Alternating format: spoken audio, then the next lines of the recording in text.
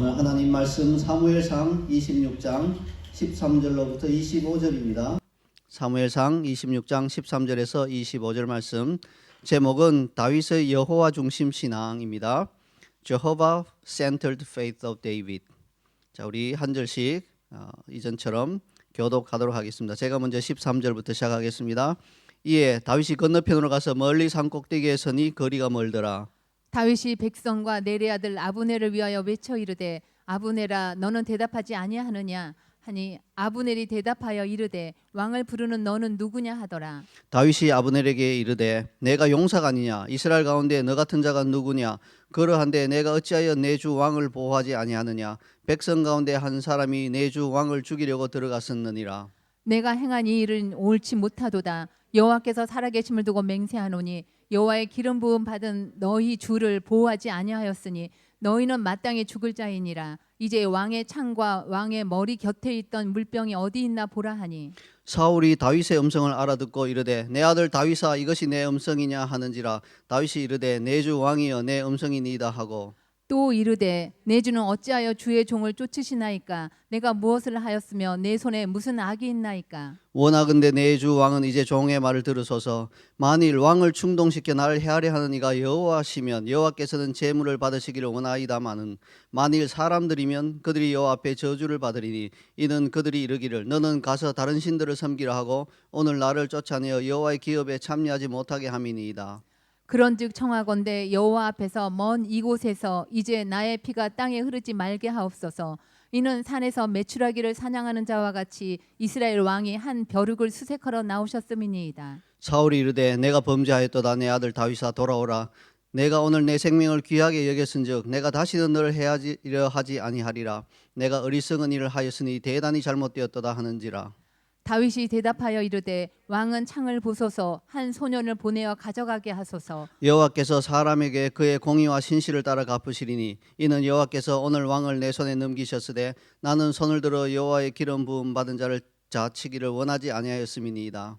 오늘 왕의 생명을 내가 중히 여긴 것 같이 내 생명을 여호와께서 중히 여기셔서 모든 한날에서 나를 구하여 내시기를 바라나이다 하니라. 함께 읽겠습니다. 사울이 다윗에게 이르되, 내 아들 다윗아, 내게 복이 있을지로다. 내가 큰 일을 행하였고 반드시 승리를 얻으리라 하니라. 다윗은 자기 길로 가고 사울은 자기 곳으로 돌아가니라. 아멘. 사도행전의 저자인 사도 누가는요, 다윗을 가리켜 하나님의 마음에 맞는 사람이라고 평가하고 있습니다. 사도행전 13장 22절에 그 평가가 나와 있는데요, 우리 함께 읽어볼까요? 패하시고 다윗을 왕으로 세우시고 증언하여 이르시되, 내가 이새의 아들 다윗을 만나니 내 마음에 맞는 사람이라. 내 뜻을 다 이루리라 하시더니. 아멘. 자, 하나님의 마음에 맞는 사람이라는 것은 무슨 뜻일까요? 영어로는 a heart after God's heart예요. 하나님의 마음을 쫓아가는 마음, 이런 의미죠. 그것은요, 그 사람이 무슨 말과 무슨 행동을 하든지 하나님께서 그것을 보실 때 마음이 기쁘시고 흡족하셨다, 이런 의미예요. 방금 읽은 사도행전에서는요, 하나님의 마음에 맞는 사람은 다윗이 하나님의 뜻을 다 이루었다고 말합니다. 다시 말해서 다윗이 하나님의 뜻을 최고의 가치로 삼는 신앙생활을 했다는 말입니다. 우리는 이와 같은 신앙을 하나님 중심 신앙이라고 부를 수 있겠습니다. 구약의 표현을 하자면 여호와 중심 신앙, 그렇게 표현할 수 있겠죠. 우리가 만약 다윗처럼 하나님의 마음에 맞는 사람이 되기를 소원한다면 우리 역시 다윗처럼 하나님 중심 신앙을 가져야 합니다. 내가 하나님을 내 마음대로 부리는 게 아니라 하나님께서 나를 마음대로 부리실 수 있는, 편하게 부리실 수 있는 그러한 종의 자세를 가져야 한다는 말입니다. 그럴 때 우리는 다윗처럼 하나님을 기쁘시게 하는 삶을 살 수 있고요, 하나님의 뜻을, 우리를 통해서 하시고 싶어 하시는 하나님의 뜻을 다 이룰 수 있는 그러한 신앙인이 될 수 있을 것입니다. 그러나 불행하게도 오늘날 많은 신자들이 하나님 중심 신앙이 아니라 나 중심 신앙을 가지고 신앙생활을 하고 있어요. 교회에 나오고 싶으면 나오고요, 왠지 오늘 교회 나가고 싶지 않으면 그냥 스스럼 없이 교회 나오지 않습니다. 뭐 기분 나쁜 일이나 바쁜 일이나 학교 시험, 학생들 그런 게 있으면 그냥 예배를 빠져도 별로 그렇게 그걸 심각하게 생각하지 않습니다. 헌금도 마찬가지죠. 오늘 헌금하고 싶으면 헌금하고, 왠지 오늘 헌금하고 싶은 마음이 별로 들지 않거나 돈이 좀 부족할 것 같으면 헌금하지 않아요. 그냥 나 중심이에요. 70번씩 7번이라도 용서하라고 하는 하나님의 분명한 뜻이 말씀에 기록되어 있는데도 내가 용서하고 싶으면 용서하고요, 용서하고 싶지 않으면 끝까지 용서하지 않습니다. 이것이 바로 하나님 중심 신앙이 아니라 나 중심 신앙이에요. 그러면 어떤 분들은 이렇게 묻겠죠. 아니 그러면 뭐 용서하기 싫은데도 내가 억지로 용서해야 되나요? 현대 사람들의 생각이에요. 나 중심 신앙이죠. 말씀이 기록하고 있잖아요. 용서하라고요. 그래서 어렵지만, 어려운 건 사실이에요. 힘들지만 내가 의지를 발동해서 용서하겠다고 그렇게 결단할 때 하나님께서 도와주시는 거예요. 하나님께서 내 마음도 바꿔주시고요, 환경도 바꿔주시고요, 이렇게 해서 그 용서가 아름답게 결실을 맺도록 그렇게 하나님께서 이끌어 주시는 거예요. 근데 애초부터 내가 그냥 용서하고 싶은 마음이 없으니까 용서하지 않겠다, 이거는 나 중심 신앙인 거예요. 그래서 여호와 중심 신앙, 하나님 중심 신앙은 말씀이 기록하기 때문에 나의 어떤 감정이나 이런 것과 상관없이 내가 결단하며 그 자리로 나아가는 것입니다. 나 중심 신앙은 신앙 성장이 거의 불가능합니다. 10년, 20년을 신앙생활해도요, 이스라엘 백성이 광야에서 헤매었던 것처럼 늘 제자리에서 맴돌 뿐이에요. 더 안타까운 것은 그와 같은 자신의 모습을 보아도 별로 문제의식을 느끼지 못한다는 거예요. 이게 나 중심 신앙 아닌가, 이런 생각을 하지 않는 거예요. 뭐 다 이렇게 신앙생활을 하지, 나 기분 나쁘면 뭐 내가 그냥 안 해도 되지, 이렇게 생각하니까 문제라는 것이죠. 그리고 나 중심 신앙은 기도 응답의 경험도 드문 거예요. 기도를 정기적으로 하지도 않을 뿐더러요, 대부분의 기도가 혼의 욕심을 따라 구하는 것이다 보니까요, 하나님께서는 그런 기도에 응답하실 수 없다는 것입니다. 근데 또 기도 응답이 없다고, 기도를 좀 하면 응답이 없다고 또 삐져버려요. 그래서 하나님께 실망하고, 이게 다 나 중심 신앙인 것입니다. 그럼 신앙의 성장이 없어요. 그래서 우리는요, 오늘 본문을 통하여서 다윗이 가졌던 여호와 중심 신앙의 특징을 살펴보면서 이제 우리도 좀 나 중심 신앙에서 하나님 중심 신앙으로 옮겨갈 수 있게 되기를 소원합니다. 다윗이 가졌던 여호와 중심 신앙의 특징 첫 번째는 다음과 같습니다. 함께 읽겠습니다. 하나님께서 귀하게 여기시는 것을 나도 귀하게 여긴다. 네, 16절 상반절을 함께 읽겠습니다.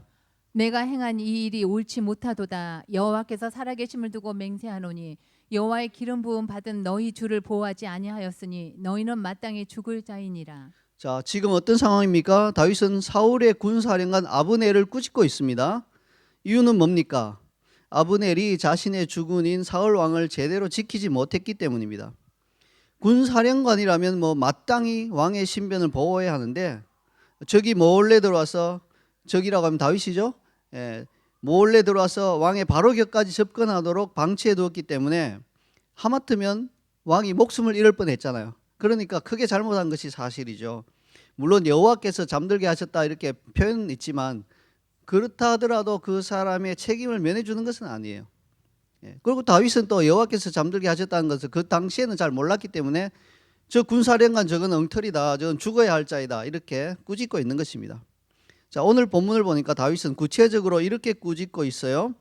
여호와의 기름 부음 받은 너희 주를 보호하지 아니하였으니, 이렇게 꾸짖고 있죠. 이것이 바로 다윗이 가지고 있던 여호와 중심 신앙의 첫 번째 특징입니다. 다윗이 집요하게 자신을 노리고 자신의 목숨을 빼앗으려고 하는 원수와 같은 사울을 귀하게 여기고 그를 죽일 수 있는 기회가 2번이나 있었음에도 불구하고 그의 목숨을 살려준 이유가 뭘까요? 사울을 불쌍하게 여겨서 그럴까요?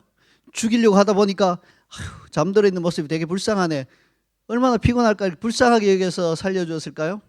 아니면 이 죽이려고 하는데 용기가 좀 부족해서 이 꽂으면 피가 튀겠지, 옷이 더러워지겠지, 용기가 부족해서 살려주었을까요?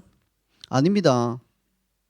다윗이 사울을 귀하게 여긴 유일한 이유는 사울이 하나님의 기름 부음 받은 자였기 때문에 그렇습니다. 자, 하나님께서는 당신의 기름 부음 받은 자를 귀하게 여기세요. 구약에서는 세 부류의 사람들이 하나님의 기름 부음을 받았습니다. 그것은 왕과 제사장 그리고 선지자입니다.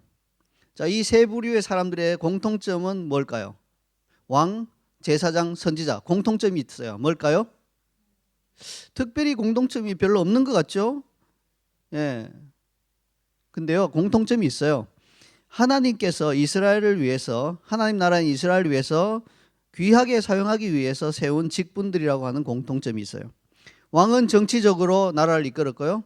제사장은 종교적으로 나라를 이끌었고, 선지자는 영적으로 나라를 이끌었어요. 그래서 각각 맡은 영역은 달랐지만 하나님께서 이들을 통해서 이스라엘 나라를 이끌기 위해서 기름 부어서 귀하게 이 세 직분을 세운 것입니다. 그래서 하나님께서는 당신이 귀하게 여기는 사람들을 기름 부어 왕이나 제사장이나 선지자로 세웠습니다. 자, 그러므로 다윗은 하나님께서 귀하게 여겨 기름 부은 왕을 하나님께서 폐하시지 않는 한은 다윗 자신도 그를 귀하게 여긴 것이에요. 이 얼마나 하나님을 존중하는 하나님 중심의 신앙의 자세인가요? 사실 이때는 이미 사울 왕은 그냥 유명무실했어요. 이미 사무엘에게서 당신은 이스라엘 왕으로서 폐위될 것입니다. 지금은 아니지만 장차 폐위될 것입니다라는 선언을 받아놓은 상태예요. 또한 선지자 사무엘을 통해서 그를 버리셨다는 말을 이미 다 들었고요. 정신 또한 온전하지 않았어요. 수시로 악령이 와서 괴롭히고 해서 정신이 막 왔다 갔다 하는 그런 상태였어요. 그럼에도 불구하고 다윗은 여전히 그를 하나님의 기름 부은 반 자로 인정하고 귀하게 여기고 있다는 것입니다. 우리는 어떤가요? 우리는 하나님께서 오늘날 귀하게 쓰기 위하여서 성령의 기름 부음을 주셔서 세우신 하나님의 종들을 어떻게 대하고 있나요? 여러분, 그분들 역시 사람이라서 실수할 때도 있고 때로는요 굉장히 잘못된 선택을 할 수도 있어요. 또한 교회 앞에 큰 실수나 죄를 범할 수도 있어요. 자, 이럴 때 우리가 그들을 대하는 자세를 보면 우리의 신앙이 나 중심 신앙인지 하나님 중심 신앙인지 알 수 있습니다. 자, 나 중심 신앙을 가진 자들은요 하나님의 종이 잘못하면 공공연하게 비난하고 모욕하고 망신을 줍니다. 문제를 막 공론화해서 그걸 시끄럽게 만들고요. 교회 분열이 생기든 말든 나의 직성이 풀릴 때까지 소동을 부립니다. 그러나 하나님 중심 신앙을 가진 신자들은 하나님의 종을 위해 기도하고 하나님께서 그 문제를 직접 다루시도록 하나님께 맡겨드립니다. 교회에 분열이 일어날 일은 최대한 자제합니다. 자, 그들이 그렇게 하는 이유는 뭘까요? 그 종이 보니까 불쌍해 보인다. 그 이유가 아니에요. 소동을 일으킬 만하게 나는 좀 일으켜야 되는데 나는 용기가 부족해서 나는 일으키지 못할 것 같다. 이것도 아니에요. 하나님께서 당신의 종을 직접 폐하시기 전까지는 그를 존중하는 태도를 보이는 것입니다. 하나님이 그를 아직까지는 귀하게 여기고 아직까지는 주의 종의 자리에 두시기 때문에 나도 그를 귀하게 여긴다는 것입니다.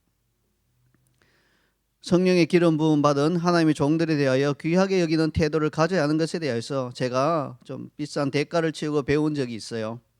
제가 선교사로 사역하던 초기부터 꾸준하게 후원해 주시던 후원자가 있었습니다. 10년 가까이 지속적으로 후원해 주시고 한국에 올 때마다 꼭 식사 자리를 마련해 주셔서 가서 식사하면서 교제하고 하던 그러한 아주 친밀하게 후원을 받던 후원자였어요. 그런 중에 제가 그분이 다니는 교회 주일 예배를 그 후원자와 함께 참석하고 그 후 직후에 식사를 할 기회가 있었습니다. 근데 마침 그날 담임 목사님께서요 전한 메시지가 성경적으로 좀 굉장히 큰 오류가 있는 부분이 있었어요. 철이 없던 저는 식사 자리에서 그 후원자에게 그걸 지적하고 목사님이 뭐 굉장히 교회가 커지다 보니까 이런저런 바쁜 행사 때문에 말씀 준비를 제대로 못했나 보다 이런 식으로 이야기를 한 거예요. 굉장히 주제 넘은 평가를 한 거죠. 그런데요 그렇게 하고 난 그냥 지나갔어요. 근데 그 다음 달부터 이 집사님이 후원을 안 하시더라고요. 그리고 메시지를 보내고 이렇게 연락해도 읽은 표시는 있는데 답을 안 하세요. 그래서 후원 관계가 그때 이후로 완전히 끊어져 버렸죠. 지금까지도 전혀 연락하지 않는 그런 사이가 되어버렸습니다. 그 당시에는 좀 이유를 몰라서 좀 많이 섭섭했어요. 아니 왜 이러시나 이렇게 잘 후원하시다가 막 말 한마디 없이 그냥 갑자기 끊어버리니까요. 근데 가만히 지금 생각해 보니까 하나님께서 제가 당신이 귀하게 여기는 종을 함부로 평가한 데 대하여서 기뻐하지 않으셨기에 그 후원자의 마음의 문을 그냥 닫아버리도록 허락하신 게 아닌가 싶어요. 그래서 내가 함부로 하나님께서 귀하게 여기는 그분을 내가 함부로 평가했구나 하는 것을 깨닫고 다음부터는 그러한 실수를 하지 않으려고 많이 노력하고 있습니다. 이처럼 우리가 하나님 중심 신앙을 가진다는 것은 하나님께서 귀히 여기시는 것은 우리의 생각이나 감정이나 의지에 상관없이 우리 역시 귀하게 여긴다는 것을 뜻해요. 자, 우리는 왜 이스라엘을 사랑하고 지지합니까? 솔직히 말해서 때로는요, 그들이 하는 행동을 보면 너무 지나치다는 생각도 들어요. 미디어를 이렇게 통해서 보면 이렇게까지 해야 되나 하는 그런 생각도 들어요. 그들도 물론 피해자이지만 그들이 너무 심하게 하지 않나 하는 생각도 드는 건 사실이에요. 그러나 우리는 하나님께서 이스라엘 당신의 눈동자같이 귀하게 여기심으로 우리 역시 이스라엘을 귀하게 여기는 것입니다. 우리는 왜 교회를 사랑하고 지지합니까? 때로는 교회가 세상에 지탄을 받을 만한 그런 일을 하고 매스컴에 오르락내리락 하는 것도 사실이에요. 우리가 생각해도 눈살을 찌푸릴 만한 일을 하기도 합니다. 어떤 교회 지도자들이 그렇게 행동해요. 그러나 우리는 하나님께서 교회를 당신의 몸으로 귀하게 여기심으로 우리 역시 교회를 귀하게 여기는 것입니다. 우리는 왜 노숙자나 마약 중독자를 사랑하고 지지합니까? 인간적으로 하면 옆에 있기도 괴롭죠. 막 냄새 나고 하니까 옆에서 그분들 섬기는 게 쉬운 일이 아니에요. 그렇지만 하나님께서 그들의 영혼을 귀하게 여기시기 때문에 우리 역시 그분들의 영혼을 귀하게 여겨서 그분들이 정상적인 삶을 살 수 있도록 도와줄 수 있는 최선을 다해 돕는 것입니다. 이런 목록은 끝이 없죠.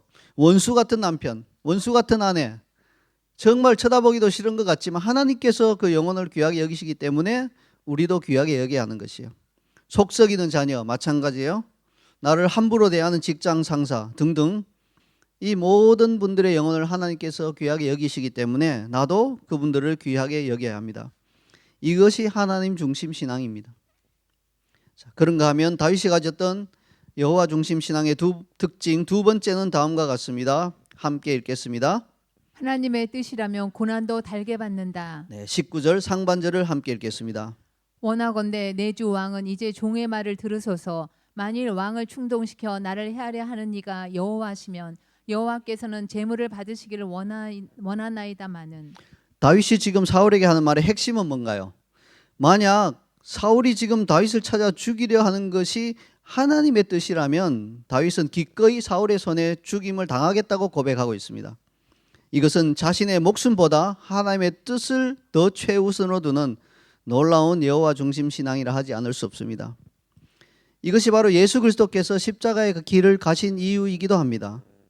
예수님이 십자가를 마다하지 않으시고 기꺼이 자신을 십자가 위에서 희생제물로 드리신 이유는 그것이 하나님의 뜻이기 때문이었어요. 물론 예수님이 십자가를 지신 것은 우리 인류를 사랑하셨기 때문에 그런 것이죠. 그러나 예수님은요, 아무리 인류를 사랑하셨어도 만약에 아버지께서 아들이 십자가까지 지는 것은 그건 아닌 것 같다, 이렇게 아버지의 뜻이 아니었다면 예수님은 십자가를 지시지 않으셨을 거예요. 우리 입장에서 엄청 그것은요, 생각하기도 끔찍한 일이지만 십자가까지 사랑하는 아들이 지는 것은 아닌 것 같다 하면 아버지의 뜻에 순종하셨을 거예요. 그만큼 예수님은 자신의 목숨보다 아버지의 뜻을 더 우선하였던 것입니다. 이것이 바로 예수님이 가지셨던 여호와 중심 신앙, 하나님 중심 신앙인 것입니다. 사도 바울 역시 하나님 중심 신앙으로 하나님의 뜻을 이루기 위해서 자신의 목숨은 아무것도 아닌 것으로 여겼습니다. 바울이 3차 전도 여행을 하던 중에 가이사랴에 이르렀고요. 7 집사 중에 하나인 전도자 빌립의 집에 들어가서 머무르고 있었습니다. 그때 아가보라고 하는 한 선지자가 유다로부터 와서 이렇게 말했어요. 성령이 말씀하시되 예루살렘에서 유대인들이 이같이 이 띠 임자를 결박하여 이방인의 손에 넘겨주리라. 그렇게 말했습니다. 그러니까 그 말을 들은 무리들은 바울에게 예루살렘으로 올라가지 말라고 권했습니다. 당연하죠.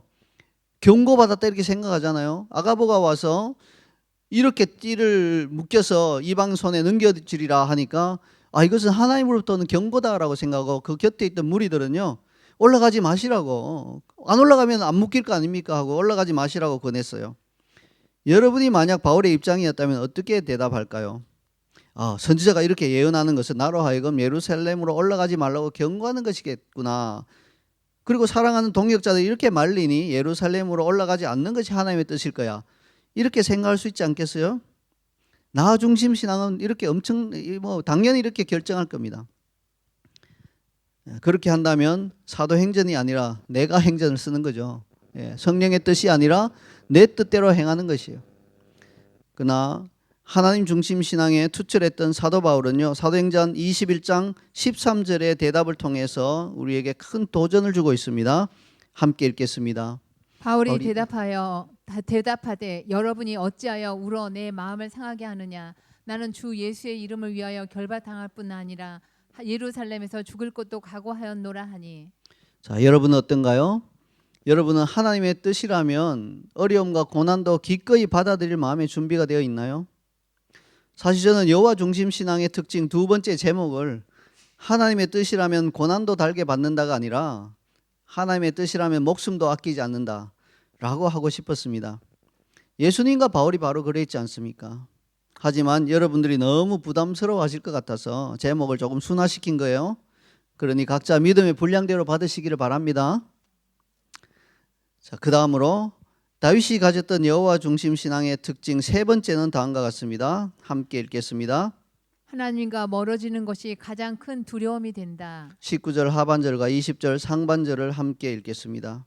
만일 사람들이면 그들이 여호와 앞에 저주를 받으리니 이는 그들이 이르기를 너는 가서 다른 신들을 섬기라 하고 오늘 나를 쫓아내어 여호와의 기업에 참여하지 못하게 함이니이다. 그런즉 청하건대 여호와 앞에서 먼 이곳에서 이제 나의 피가 땅에 흐르지 말게 하옵소서. 다윗이 가장 두려워하고 있는 것은 뭔가요? 이 본문에서 다윗이 굉장히 두려워하고 있는 것이 나오죠. 뭘 두려워하고 있습니까? 보통 사람들이라면 자신의 생명이 위협받는 것을 가장 두려워하고 사울 왕에게 그러한 두려움을 토로하면서 목숨을 살려달라고 자비를 구했을 거예요. 그러나 다윗은 달랐습니다. 다윗이 가장 두려워했던 것은요, 여호와의 기업에 참여하지 못하게 되는 것과 여호와의 임재가 있는 언약궤로부터 멀리 떨어진 광야에서 죽는 것이었습니다. 지금 다윗의 상황은 사울의 위협으로 인해서 이스라엘 땅에 머무는 것은 너무나 큰 위협이었기 때문에 이스라엘과 국경을 맞대고 있는 이웃 나라로 망명하는 것 외에는 답이 없는 그런 상황이었습니다. 그러나 다윗은 그것이 너무나 싫었습니다. 왜냐하면 이스라엘을 떠난다고 하는 것은 곧 여호와의 기업에서 끊어지는 것을 의미한다고 생각했기 때문이에요. 그렇다고 계속 광야를 전전하는 것도 역시 원하지 않는 바였습니다. 결국 광야에서 사울에게 잡혀서 죽임을 당한다면 이것 역시 여호와의 임재로부터 하나님이 언약궤가 있는 곳으로부터 멀리 떨어져서 잊혀진 상태로 헛되이 피를 흘리며 죽는 것이라고 생각했기 때문입니다. 그리고 하나님과 멀어지는 것은요, 단순히 이스라엘을 떠나거나 먼 광야를 떠도는 것만 가리키는 것이 아닙니다. 영적으로 보자면 죄로 인해서 하나님의 임재가 거두어지는 것 역시 하나님과 멀어지는 것이에요. 이것 역시 다윗의 가장 큰 두려움이었습니다. 실제로 다윗은요, 헷사람 우리아를 죽이고 바세바를 자신의 아내로 삼은 죄로 인해서 하나님의 징계를 받을 때 시편 51편 11절에서 나를 주 앞에서 쫓아내지 마시며 주의 성령을 내게서 거두지 마소서라고 울면서 간청하였습니다. 그리고 하나님은 그 눈물의 회개 기도를 받아주셨습니다. 자, 그런데 오늘날 그리스도인들에게 있는 큰 병폐가 있어요. 하나님의 임재를 잃어버려도 태연하다는 데 있습니다.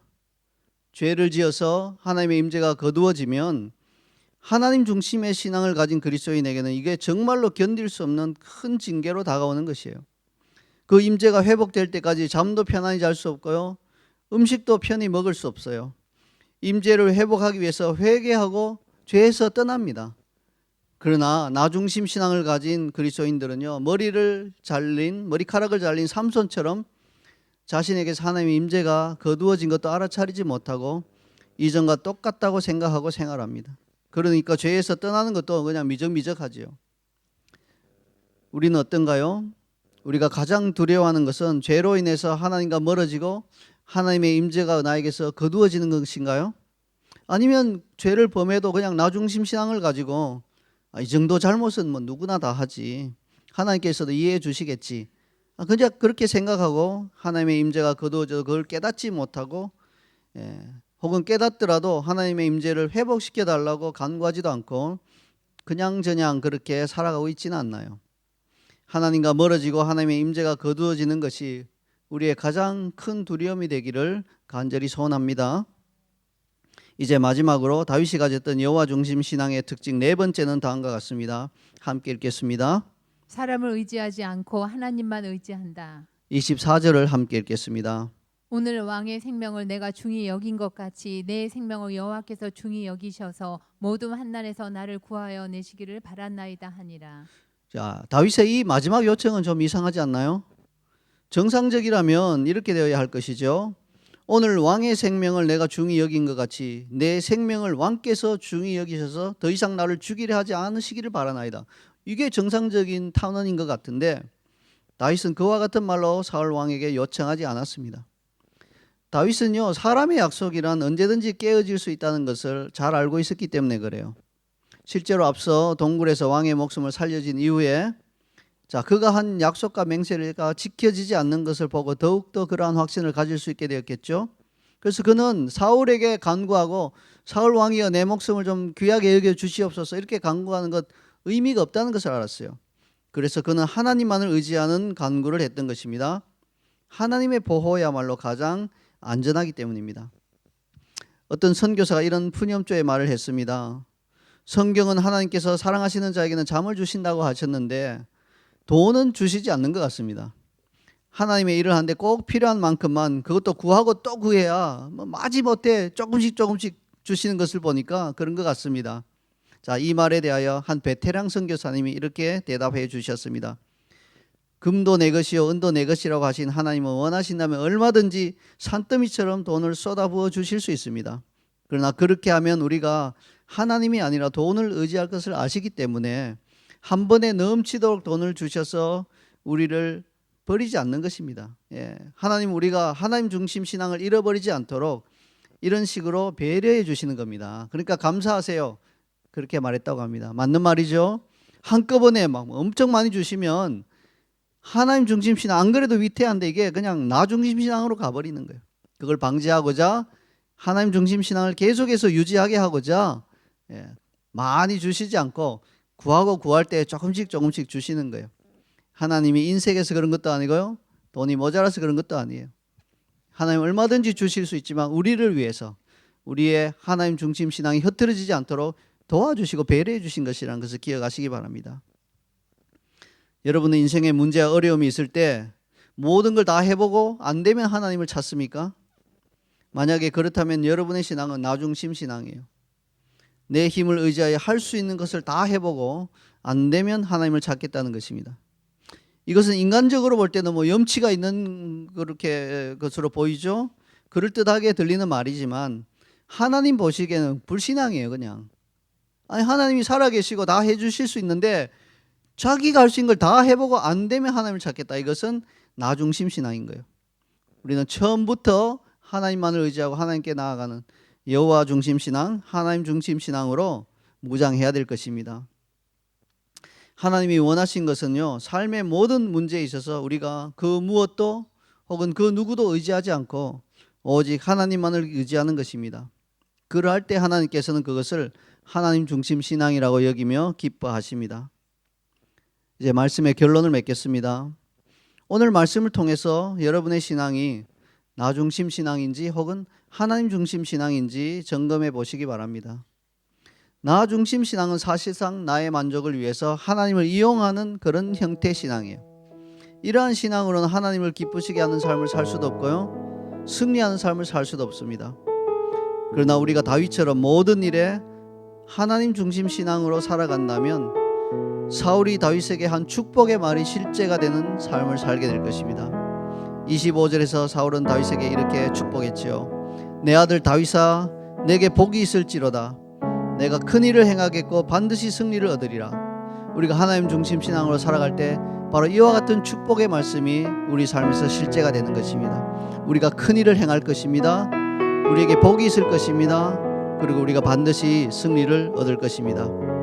자이언 CC의 모든 성도들의 신앙이 하나님 중심 신앙으로 변화되어서 우리 삶을 통해서 하나님께서 큰 일을 행하시고 우리가 반드시 승리를 얻게 되기를 소원합니다.